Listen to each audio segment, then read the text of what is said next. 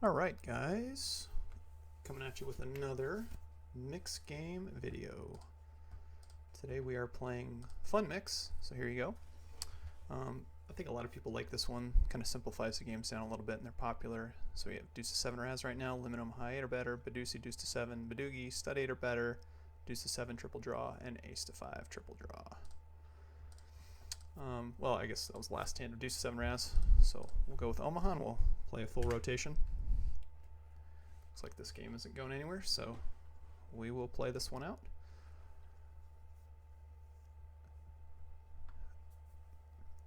Omaha, high-low. There is always a limit Omaha high hand, and if you qualify, the low gets half the pot, which is 3 cards on the board, 8 or under, and then if you have 2 in your hand that are unpaired, you get half the pot if you have the best low. So usually you're looking for hands like ace deuce, ace 3, those type of hands, because they play as the highest high and the highest low. I'm sorry, the highest high and the lowest low card. So very typically you want a ace in your hand if you can find it.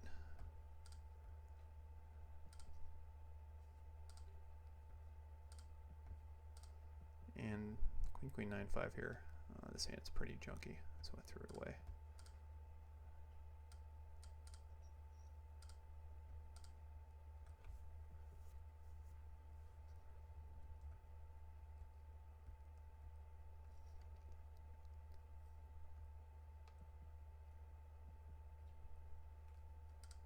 See here, ace ace 3-7 double suited, very strong hand. Looks like he might have made a straight and ace 3 for low. Queen 7-10 deuce is really rough. We would not defend that hand even for one bet.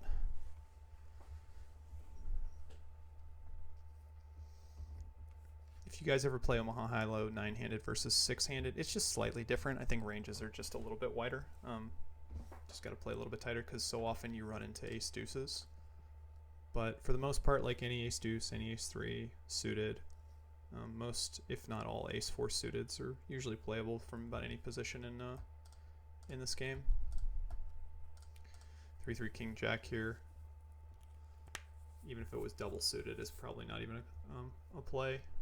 I guess you could, no, I don't even think if it went like limp, limp, limp, limp. I guess you could just complete here.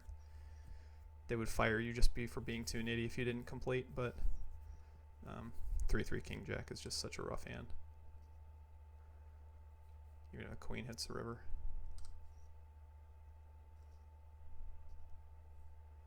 And wow, he ran the flush off and the nut low.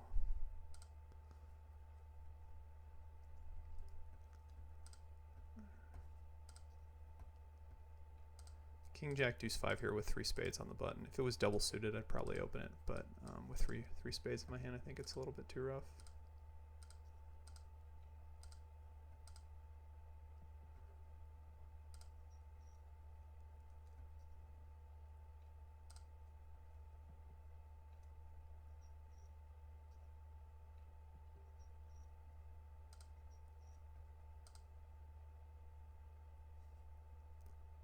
Ari gets a fold. I've seen Ari playing a couple mixed games as of late. A little bit of Omaha 8 or better. Not too much. King jack 10-3. Some high cards are playable in 08. I've said this a couple times, but like mostly you want to have ace blockers. You know, like your random king king queen queen double suited is probably playable, but they're just so few and far between for the high hands. Some other like high hands like ace king queen jack double suited, late position ace king queen jack like on the button, something along those lines. Those hands are playable, but for the most part, like your combinations of high cards are just, I would say, lacking.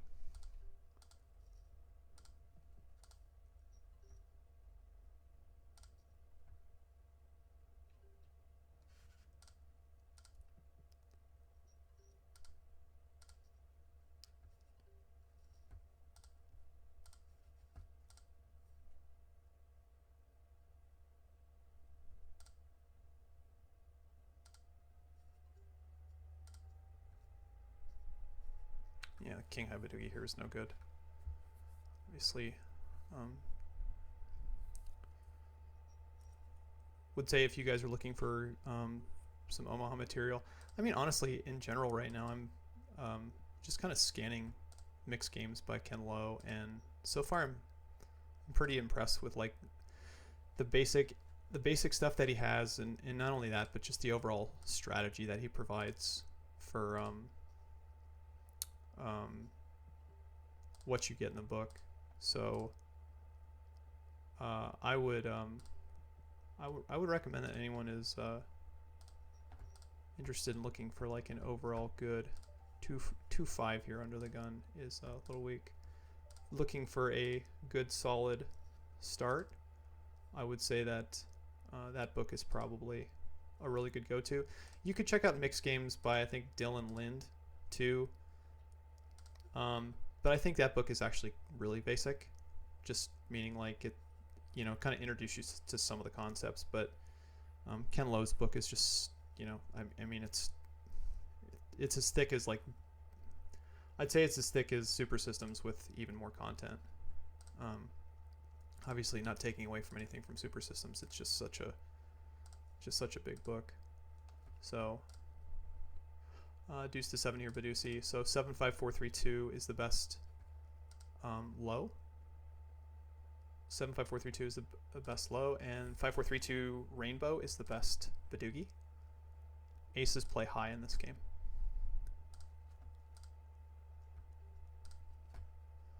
And in this situation right here, we have a 3-card 9 or a 2-card 8, depending on which way we want to go. But against a button open, I think it's going to be hard to play in this situation. From the big blind, we would defend, but from the small blind, I think it's going to be a little bit too rough to realize our equity, even if we're getting somewhat close to the right price.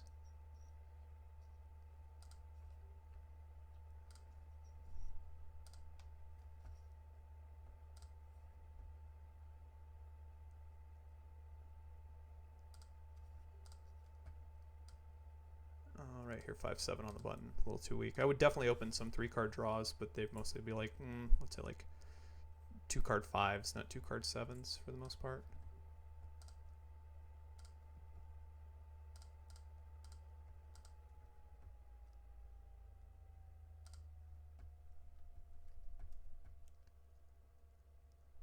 I don't know if I'm doing any limping here from the small blind. I think I'm just raising or folding. I tend to simplify the game more often than not when I'm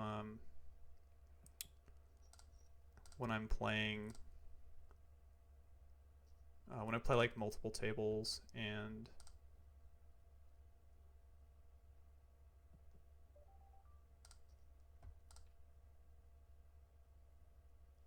I just want to make the game simpler, I would guess. And you know, usually I would say if you kind of look at a solver in a lot of games, you're not really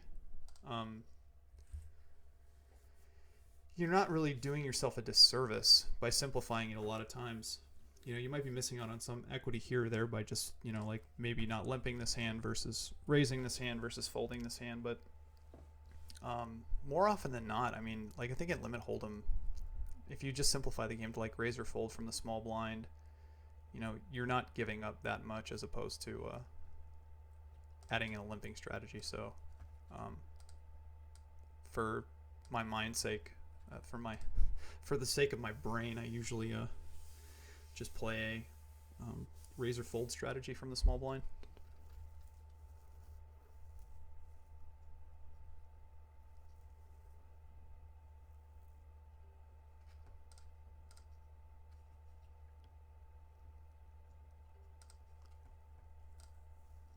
Looks like it goes raise, call, 2-2.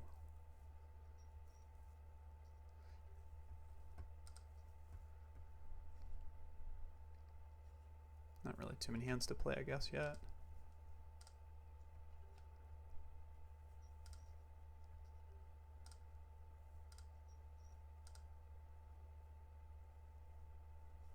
It's like Moxie's Pat.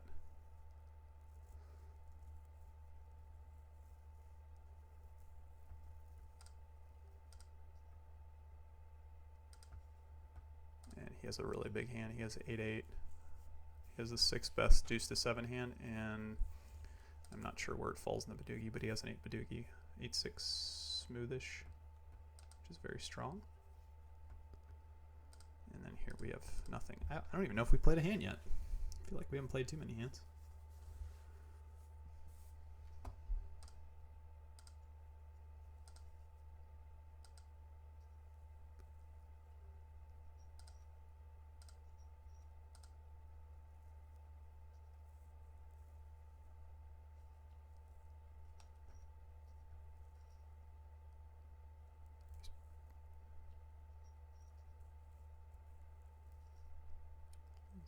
It's a relatively standard hand there.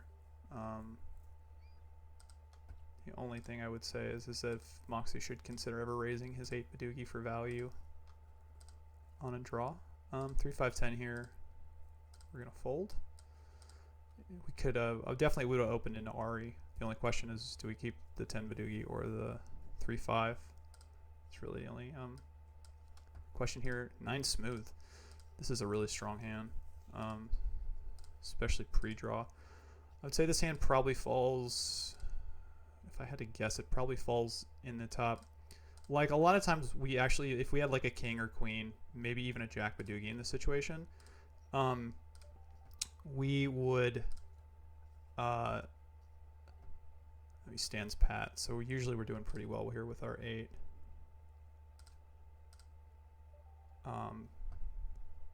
So we're still going to, sorry, with our 9, we're still going to bet here. If we get raised, we get raised. But 1 second, stand pat.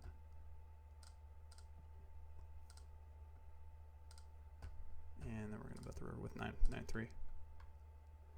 I mean, unless he's got a really rough 8, I think we're doing really well. Like, I think we're like so far ahead of his pat range here that we go ahead and just bet for value on every street.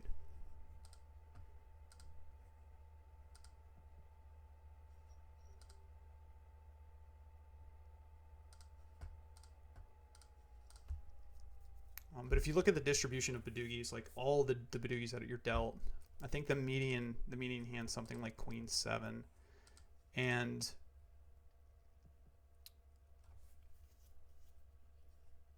I think 9-3 is in the top 20% off the top of my head. That just tells you how many different combinations there are. Because when I think the first time I ever learned that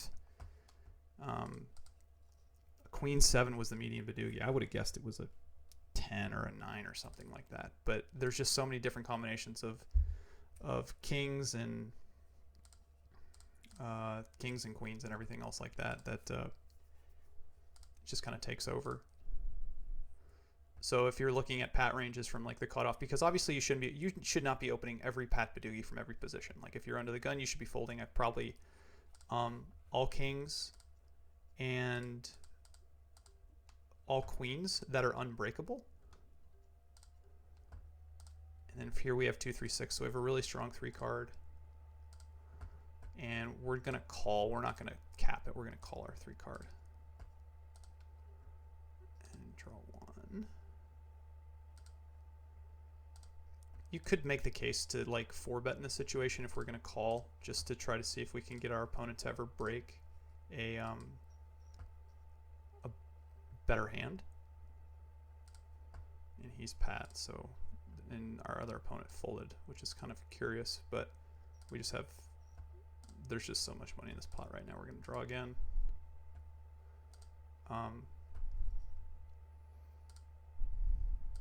Yeah, and we're just gonna lose. When he checks, he is not bluffing, so he has something for sure. Most likely a rougher Badugi, but there's just nothing we can really do in that situation. We just have to check and lose.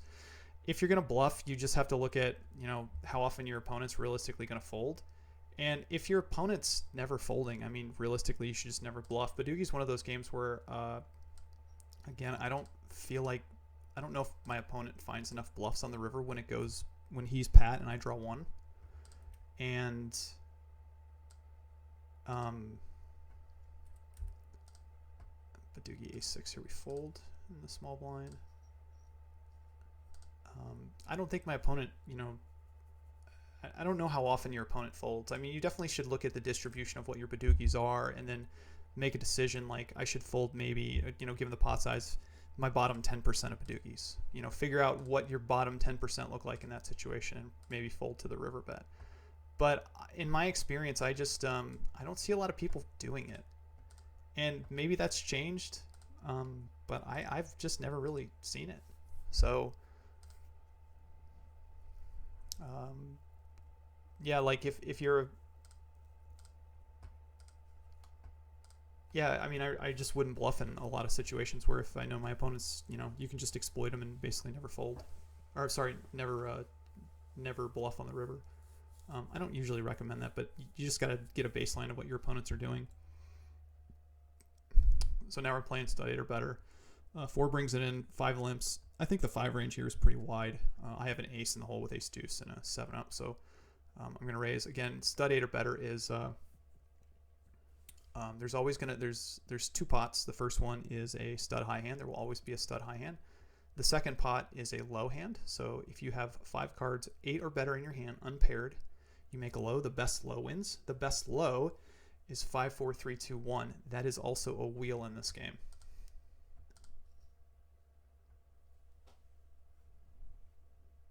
And Ari looks like he's timing out, so I'm trying to fill the space here.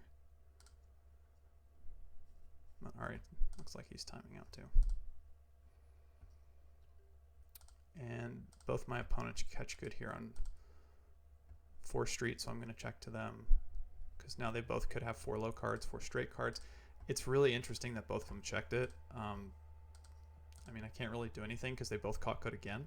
So like they both could have straights. They both have. I mean, my guess is Go for Broke probably has something like a flush draw and now has like 4 low cards, but I really can't continue in this spot. The pot is small and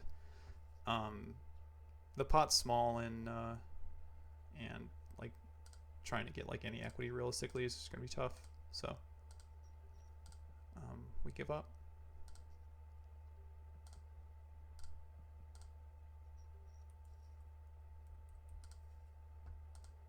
And he did have a 8 low with looks like his hand was kind of modeled, we'll say.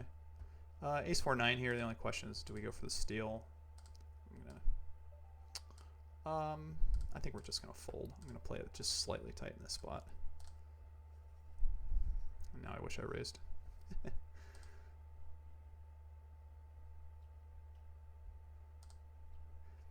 Suited wheel card's probably a good combination to go with it. Didn't love the fact that my other card was a 9. I usually want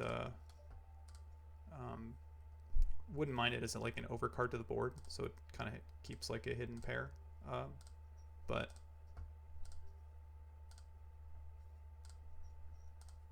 probably still one I can consider going for pretty often, honestly.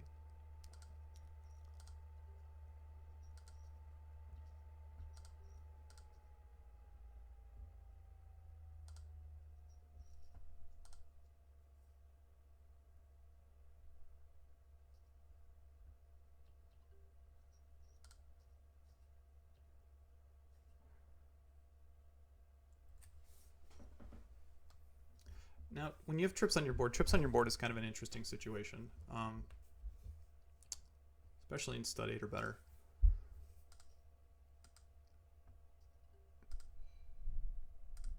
Split 5s here with a 10 is no good.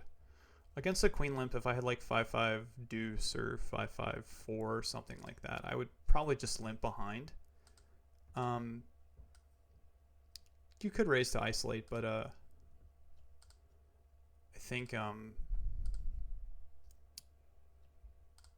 limping behind is totally fine too. If I had an ace in my hand, I'd probably go ahead and raise because I got the overcard kicker to the queen, just in case he does have split queens. Now, if I know my opponent's playing like queen with 2 low cards and just limping in trying to make something, I'm isolating a lot more. I don't really have a good, I would say, assessment on like what that range is there. Maybe it's a flush draw. I don't think it's 3 high cards. Could be a pair, buried pair, split queen, something like that. All right, deuce to 7 triple draw. Deuce to 7 triple draw. Best hand is 7 5 4 3 2. Just straight low. The worst hand wins.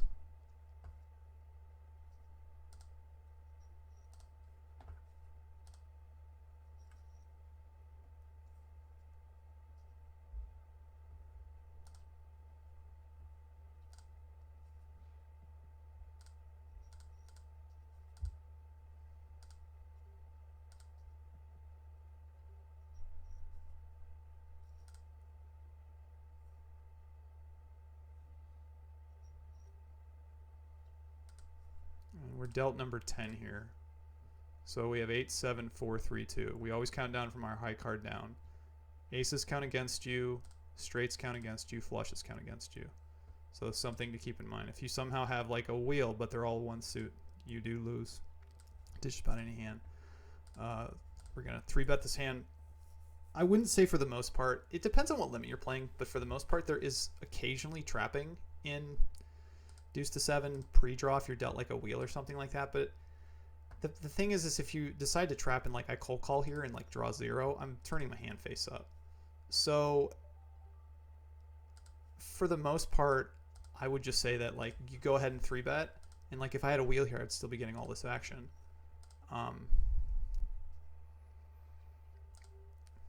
Usually don't fold to too much. I usually don't do a lot of folding with 8s for the most part. Usually just betting down my hand, and if I get raised, I'm kind of in calling mode depending on where in the distribution I'm in. If spades check raised me there, I would probably just call down. Trip 8s is an occasional like bluffing hand, but I'd rather have 3 7s or 4 7s or something like that. Those are kind of like your natural bluffs because you block your opponents from having the really strong hands. Like those are the natural pre-draw bluffs, I would say.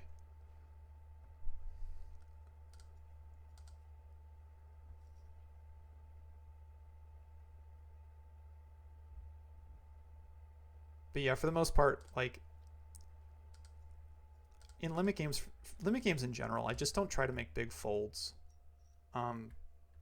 Your opponent has to be doing something that's really, really, really funky to consider like doing something like that. Like I would say a good example of that is actually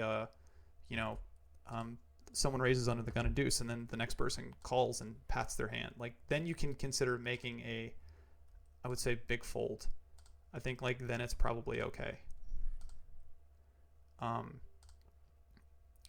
But in general, like when you have something that's relatively high up in your range, like an 8 and deuce to 7, I just don't think folding is. I don't fold too much. Maybe like occasionally fold an 8 without a deuce in it, like maybe the roughest 8, but yeah, limit games in general, I just don't like to make too many big folds. I like to sleep at night, and I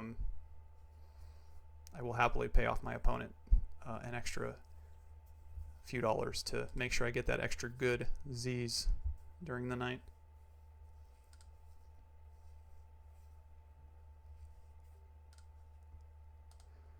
Here's an interesting one here. We have the 2, 6, 7, 8, 9 in the big blind. And it really kind of depends how we play this hand. It really depends on the action how we play this hand. Because like a 9 is not strong enough to pat on its own in this situation, I think. Like even if it was just against Ari, I think it's just too rough. I think this specific 9 is too rough. There's too many combinations of 9s. And I think it's too rough. Now the question is do we draw to the 8? I think you can make the case for drawing to the 8 against Ari. But now that Moxie is in this hand in position, I actually think breaking and drawing 2 to the 8, 9 is better. I still, it's kind of close. I was debating like whether I should 3-bet here if I'm only drawing 1, but Moxie's probably got to draw 2 here like always. So now we've thrown away 2 9s, an 8, and a 6. We're still not drawing to the 9 at this point, though. We're still going to draw 2. We're out of position. We catch 2 8s, and I mean, at this point, we just have to bet because, like, we're blocking our opponent from having anything, really. And I think I'm going to just check call this river. Like, I should value bet, I think, but I'm blocking my opponent from having everything. Like, the only thing really Ari could catch in that situation was like a was basically a 9. I mean, I'm sorry, basically a 7 because I just blocked everything else. So I definitely could value bet theoretically, but I chose to maybe let him bluff. I probably should actually bluff that or bet that hand. Reason being is because don't expect to get raised unless he makes a 7, and I don't know if he's going to bluff at the correct frequency. So I don't think he's going to overbluff, which means I should check and call. But if he underbluffs there and he checks back too much, then I should just bet and try to get called by a worse hand. So it's one of those things I just have to think about a little bit sometimes. Like in my review session, like maybe I'll go ahead and watch this video and kind of just decide in general like what's the best course of action. Because I would say I've played a lot of deuce over the years, but I definitely took a pretty extended break to have a lot of kids, so sometimes you just forget these things and have to relearn them. Playing deuce, and then yeah, the one thing they have to fix is now we go to ace to 5 and we just have to pay attention, because now in deuce to 7 this hand wouldn't be playable, but in ace to 5 obviously we have 3 to a wheel. So best hand in this game is 5-4-3-2. Suits don't matter, straights don't matter, aces play only low, they do not play high. And we're going to check back here. If we did improve to, basically a 2, 4, 6, and probably a 7 in position here, we probably would have bet and kept it. We catch 2 4s. We're going to call Moxie's bet. We have a wheel draw. Not too much to really do here. I mean, sometimes you can consider raising, but I think that's a little bit of overkill, especially since you leave it open for Moxie to 3-bet you. Go 1-1-1, so we're hoping for the deuce ball. We hit the 6, which is our second best card. 6 is a really strong hand in this game. The only question here is do we raise? And it's close. I don't know anything about this person. I have no notes, no nothing. So I'm just gonna call. Oh, if he's betting an 8, yeah, I should 100% be raising. That's a big mistake on my part. I didn't have like really any significant blockers except the extra. I guess I had a 3 and a 4. So yeah, I should 100% raise that hand. See, like even now I'm talking about the hand because I thought I only had an extra 4.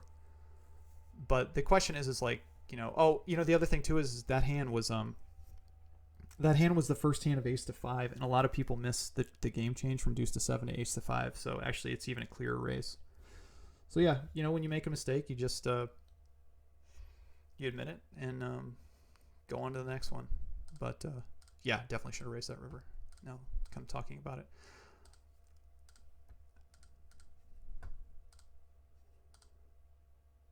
But going back to what I was trying to complete the thought with, it's sometimes. Oh, this is an interesting one. And this is why sometimes it's really hard in ace to 5 to find the natural bluffs, because I have 3 aces in my hand, and a lot of times in deuce to 7, like the natural bluff would be to bluff, like all the deuces, but I still have a really strong drawing hand. So in this situation, I'm going to call and draw, but I'm going to leave myself the option. Really interesting. Now I catch the 8. I'm going to leave myself the option. I was going to say to snow, but now I don't even think I'm snowing. Take 1.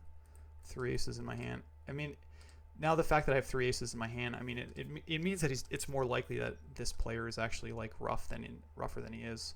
I'm going to stand pat here, and I might be drawing dead. But when I have 3 aces here, I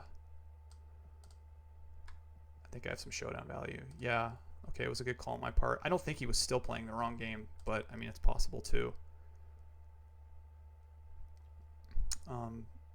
But when I have 3 aces in my hand, it makes the combinations that my opponent can have. Obviously, like, he has a lot more rougher hands in his range. So if I didn't have those blockers there, I'd probably break that 8 and draw for the 6. 4, 6, 7 here in the small blind. We're going to fold. But it's just one of those things you like learn and pick up over time. But I'm just trying to complete that thought with the other ace to 5 hand where I had the 6, and it really depends on your opponent, because like some opponents some opponents you see in some of these games sometimes won't even bet a 7 3-way on the river out of position. You know, maybe they'll bet 7-5, 7-4, but usually they're only betting like wheels and 6s, and my 6 was one of the worst combinations. So I think that was number 5. I think that was number 5 because number 6 is 6 5 4 3 2. It's the 6 high straight. Then I had 6 5 4 3 1. So yeah, but in retrospect, like given all the factors, I definitely think I made the right choice.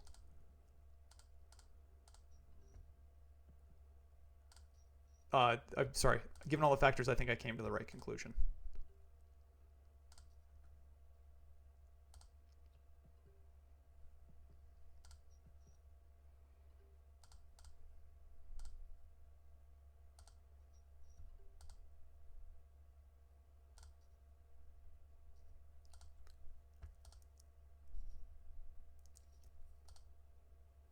And there Moxie makes number 2, so 6 4 3 2 1. You always got to count down from your highest card. Nothing really here. We're just going to fold this hand. Ace 7 draw on its own is not really worth anything.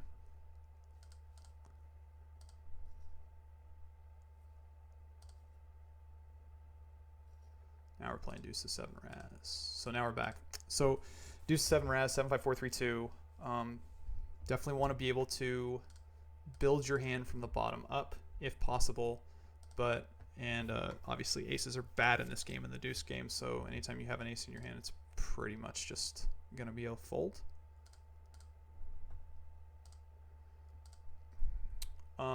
We have a pair in our hand, but the deuce 8 draw looks good in itself, and we will definitely open it into the king.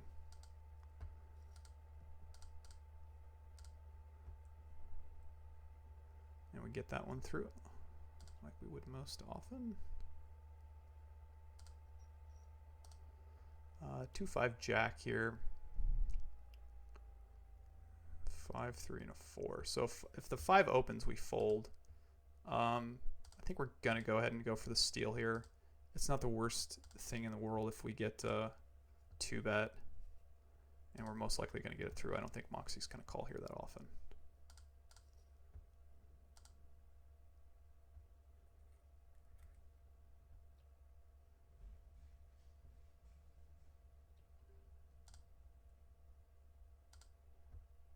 10 6 7 here. Yeah, we're gonna try and get this one through. We're against 3 queens. Ari's got a 4. Ari should be doing some 3-betting here, but Ari likes to play a little bit tricky with some trap hands too. So I think his range is a little bit wider than most people. Actually, yeah, I don't even know. We're gonna just check this one back here against. He catches good. I catch. I caught pretty good, but I paired the 6 and he's got 2 3 4. I'm just gonna let my hand go. Like I said, against like a lot of players, like sometimes you have to consider calling, but that's one I'm just not calling. I think Ari's just Ari plays tricky enough to where he might lose some value by not 2-betting his strong hands there on 3rd Street, but he also picks it up on a lot of other players by. We're gonna open the 10 here too. Well, whenever we get the chance to open, we'll open. He gains on later streets by being tricky, and I would say hiding his range a little bit more. I'm not saying one's right versus the other, but it's definitely his strategy.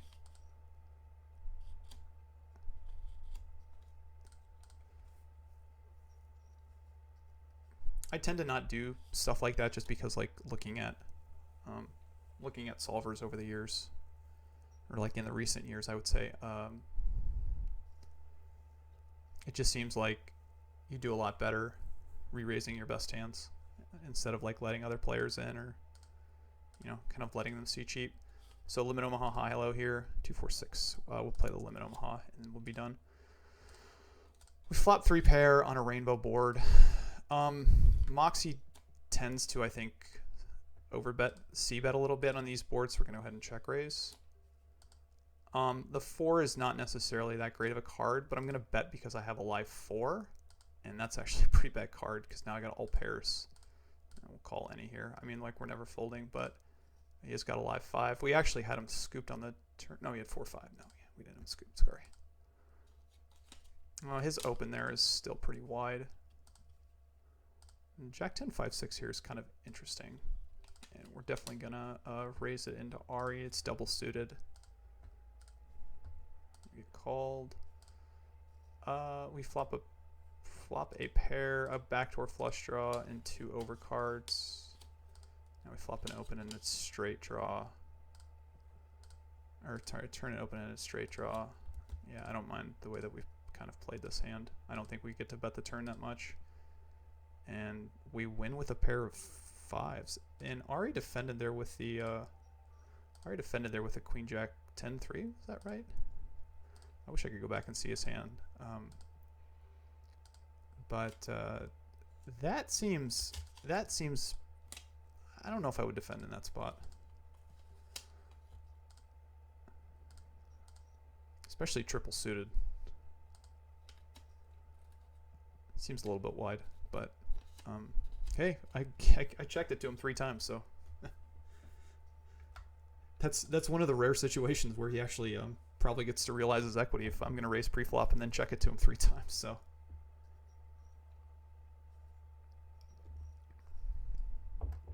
we got 2 more hands-ish.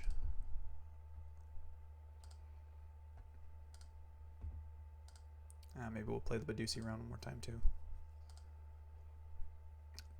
I think you guys like this fun mix. This is a good one. Oh, as always, if you guys have made it here, like, subscribe, do the thing. If you guys are interested in opening a Phenom account, there is a link below. Ace, Ace, Deuce 3. This is the best hand. It's not double suited, but this is the best hand that you can find in this game. We get 3-bet. Yeah, we're just gonna 4-bet. We're not gonna slow play this hand. If we can somehow almost get it all in right now, that's a bonus. We're just gonna cap this one and get it in. I mean, this flop hits me a lot harder than it hits him. Yeah, and I got him absolutely crushed. And we get 3/4. We'll take it. He has extremely strong hand too. I mean, like, he has ace, deuce, king, king. That's one of the best hands when you don't have aces. And even when you run into aces, having ace, deuce is just such a bonus.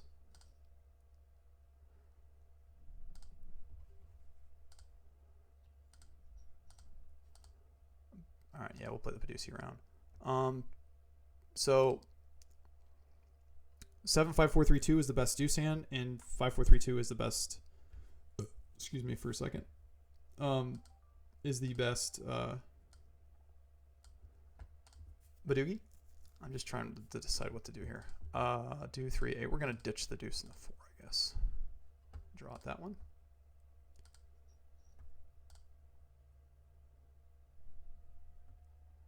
I was debating keeping the 4 in this situation because sometimes you do draw 1, but I tend to break for Badugi action, especially since I'm gonna have to show down my hand against him because he's gonna be all in, and I'd much rather try to draw at the Badugi than not, and it doesn't matter. It's just going in here. I expect my Badugi to be good most of the time. I make a very strong hand, and I didn't even get to see his hand. It just kind of flashed by and just went away. But I make a 7 Badugi and an 8 low, so make a pretty strong hand there too.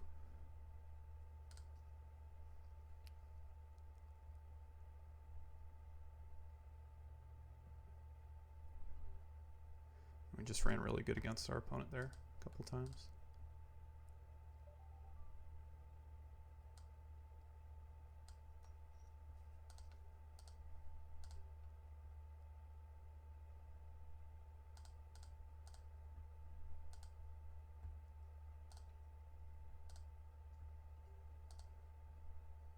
here we have 3, 6, 8 against the button open. We're going to open this one.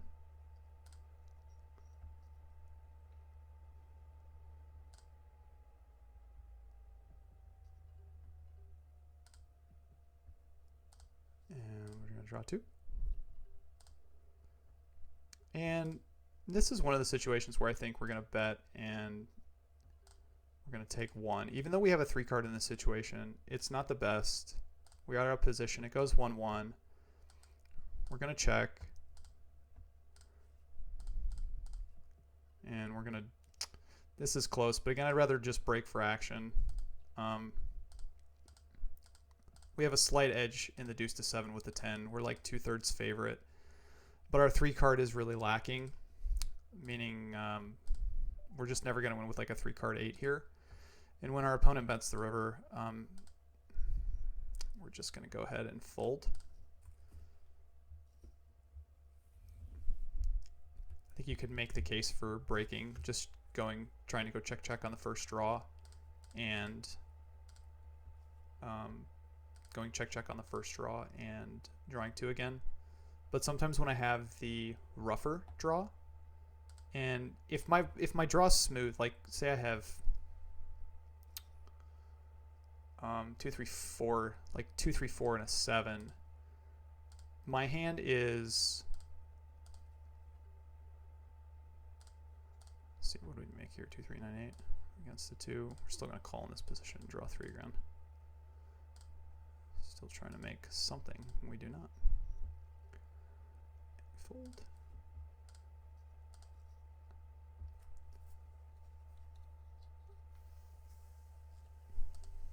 Yeah, I'd much rather use the roughish hands to occasionally. Bluffing's not the right word. Is Raz next? Badoogi's next. Bluffing's not the right word, but I would say kind of like having a hand where you don't necessarily bet where you don't necessarily have a Badoogie every single time. Because if I get my opponent to fold, it's such a huge win for me because I have a rough deuce to 7 draw and I have a rough Badoogie draw. And you definitely want to have some of those in a heads up pot. Like here we have 2, 4 in the big blind. And we'll just play the rest of these hands and then play the Badoogie and then be done.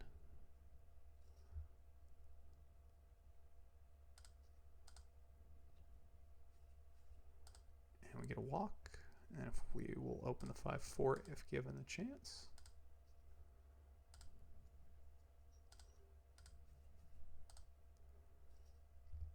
Yeah, and then we're just going to click out, sit out next big blind. Computer's running a little slow tonight. I apologize for that. Ooh, ace deuce 9 here on the button.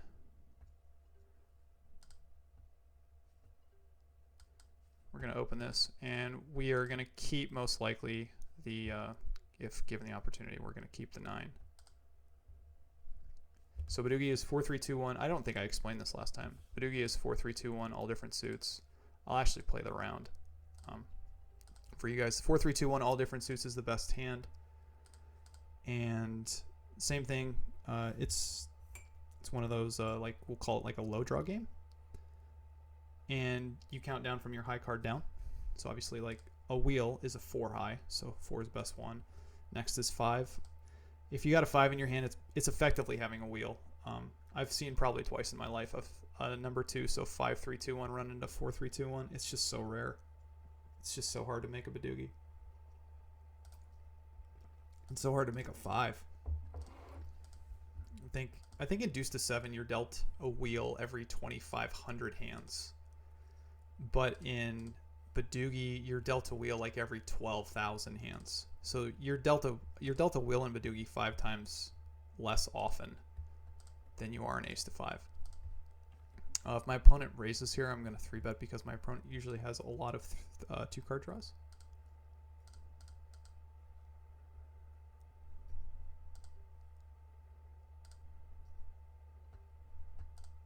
And we're going to raise it.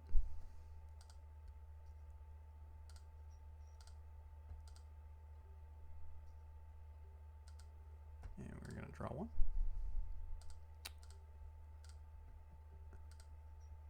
And we're going to bet.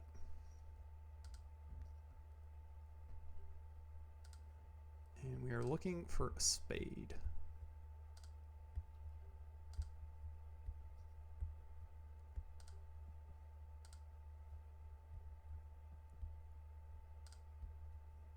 We do not get the spade. We do slightly improve.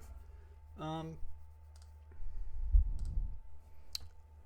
think I'm still going to go ahead and bet. I've seen some of the low cards in this spot, and I have an ace blocker as well. And we make a third ace blocker. We still have some showdown value here with the ace. Yeah, this is definitely one of the, I would say, well, I wouldn't say it's necessarily like one of the weaker hands, but I'm still going to go ahead and call when I have the ace. I've seen 3 aces. I don't know if my opponent was bluffing there or not. It's kind of interesting because I bet every street, so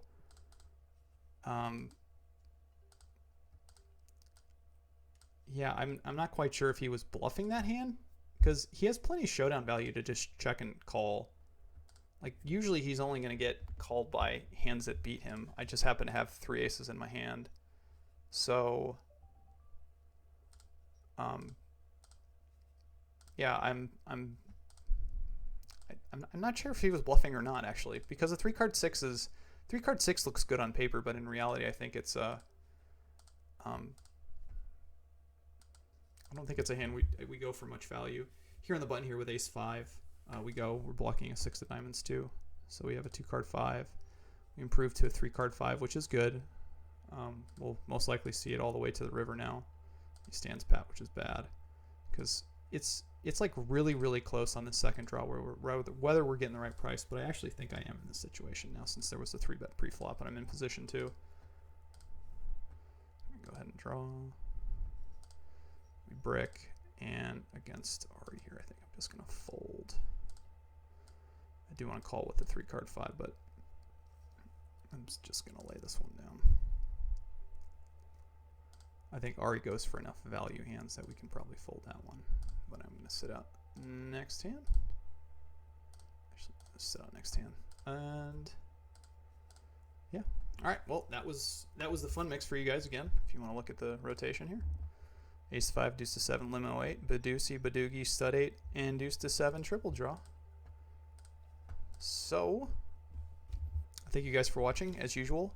If you guys have any comments, questions, please put them below. If you guys, again, if you're looking to open a Phenom account, I have a link in the description below. Please click on that. That helps me out, and that also motivates me to keep making some content for you guys as well. But until then, I wish you guys all luck at the tables. Play well. Run well. Bye-bye.